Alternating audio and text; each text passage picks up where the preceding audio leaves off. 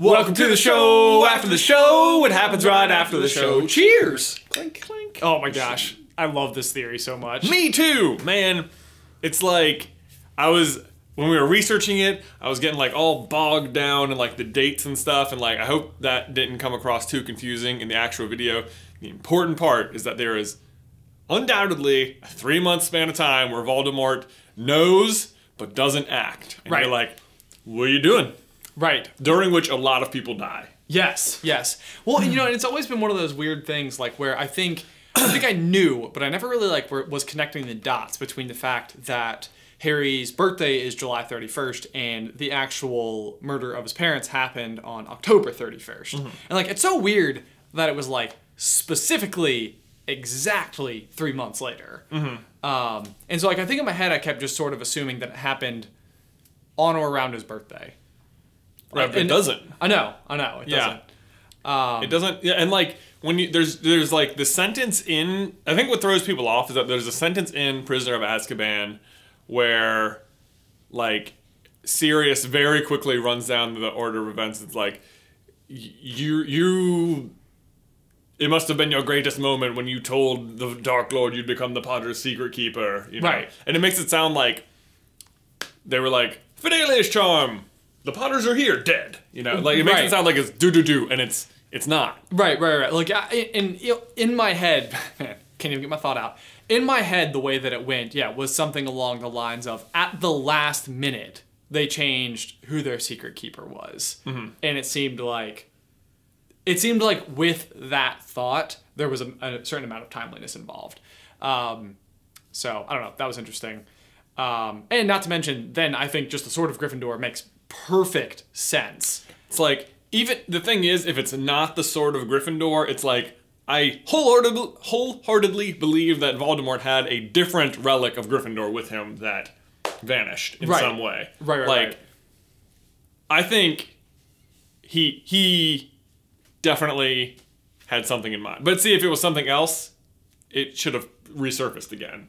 It should have. Books. Right. Yeah, no, it would have been something else. So the sword and the hat are really the only ones that we specifically know about, and the hat really doesn't even, it belonged to Godric Gryffindor, but it really seems more like a group effort in terms of, its magical properties. Right.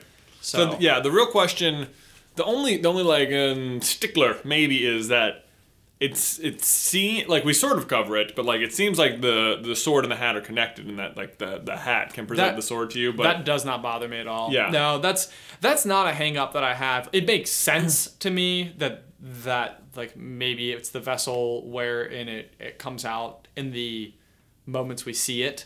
But I feel like the sword could conceivably appear, because it would seem rather useless for the only way for you to summon it would be if you had the hat.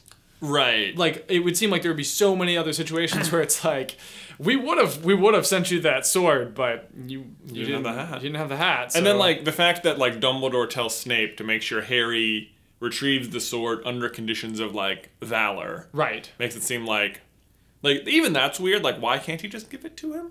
Would the sword disappear or something? Or I was wondering about that even as we were writing. Why does it have to, would it just, it made me think of the invisibility cloak, where, Dumbledore at one point tells Harry, the cloak could never work for me the way it worked for you. It's true, master. I'm like, would the sword have behaved similarly? It wouldn't have really worked the same way? Well, it seems like the sword's almost borderline, sentient of in some capacity. True, if it can appear. If it can appear and disappear. Even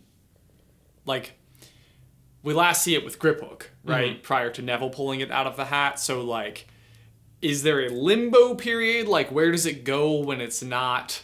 Right. When it's not in either's possession? Right. Because at that point... if it doesn't have its own home resting location, I don't know. And then even after Harry pulls it out in the Chamber of Secrets, it just sits in Dumbledore's office for 5 years. Right, exactly. But it's even that lends credence to the fact that Voldemort could have had it, because it's just because you pull it doesn't mean whoever picks it up from there will just sort of have it until it moves around again. Right. Right. Yeah, that would make sense. Interesting. I wonder, okay, so we talked about could the sword have even accepted Voldemort's soul. I do think it would have. Okay. I think the Ollivander line, like, he was terrible, but great. Sort of plays in there, like it would have made it more powerful. But the question, I wonder if it could have done that post Basilisk Venom. You know, like interesting. Because at the time it wouldn't have killed the Basilisk yet. Right. But then after the Chamber of Secrets it would have, which could also explain why he doesn't go back to it. Or something. Sure, you know? sure. No, that makes sense. Yeah, no, I don't know. It's super interesting. The sword, the venom. Okay, so this was something I don't think that we figured out while writing this video, but I don't think we talked about in the video, is the fact that the Horcruxes are destroyed in the same order that they're created in. It's weird. Yeah, so it's Diary, Ring, Locket, Cup, Diadem, Harry, Nagini, Voldemort. Yep. And it's like, it's in that order. Down to like the Cup and the Diadem, which seem to be like have been created in relative Cup and the Locket. Cup and the Locket, yeah, in relative close proximity. I don't know. Yeah, everything just syncs up. Yeah, and we talked about the irony of like the sword destroying a bunch of them. It doesn't destroy all of them. The Basilisk Fangs destroy 2 of them. The Fiend Fire gets 1. But I love the. I hate that. Yeah. I love at least the lovely parallel that if the sword was supposed to be the last one, it is definitely the one that ends up destroying what Voldemort thinks became the last one. Right. Like it does destroy Nagini. Right. That is, it mirrors nicely. Even the fact that it goes from, if the last location it was prior to the Chamber of Secrets was in Godric's Hollow, I love the fact that it would be Voldemort and Harry in the sword. Mm-hmm. And then it comes back out again and Harry pulls it out to defeat Tom Riddle in the Chamber of Secrets. Like, same people, same device. Right. You know, right. It works really well. It really does. A bunch of different levels. And like, even just that, like, the people, like, it's like, there's a bunch of little details in there that, like, are seemingly insignificant when you're reading the book that just sort of add flavor to the world.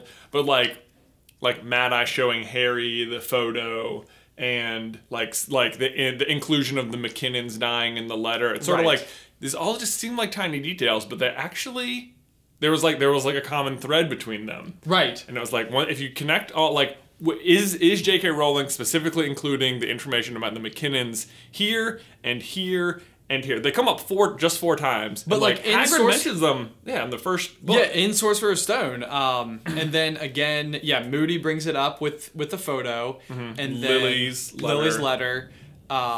Where's the other one? Somewhere else in there. I don't remember what the other one is. Yeah, but no, that was a very interesting one because the name otherwise seemed like totally a throwaway name. Right. Just like that other person that was in here, other than the Marauders, Dumbledore, Hagrid, and McGonagall. Right. But it seems like the sole purpose of it is to absolutely let you know a definitive point under which the Potters went into hiding, which was Harry's birthday. Yes. The other thing that I do love about this theory, and what I love about when we write theories in general, is when it's like, it can be true and it doesn't change anything. Yes. It's like this adds more information to the story, but like it doesn't mean that we're questioning anything else other than other than it was there. Right. It doesn't. So it can't hurt the story. This would be like one where if it got presented to J.K. Rowling, like, there's no way to say no. Right. It sort of answers the question, like, where was the sword before it came to Harry? Right. You know, who knows? We don't know. Well, I think this was a good discussion today. Me too. Yeah. Yes. Okay. Well, until next time. Bye.